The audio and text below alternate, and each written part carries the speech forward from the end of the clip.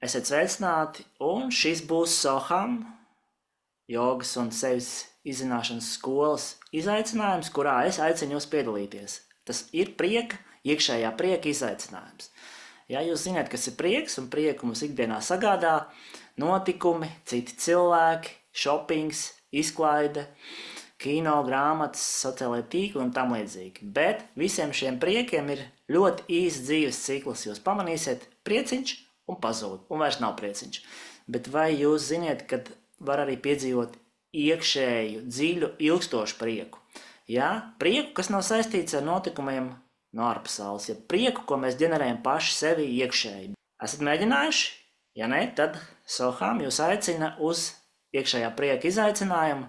Pamēģiniet katru dienu uz kādām pāris minūtēm pievērt acis un vienkārši mēģināt radīt sevi vai piedzīvot iekšēju dziļu prieku bez jebkāda iemesla. Vienkārši radīt un būt priecīgiem. Starot iekšēji. Varat?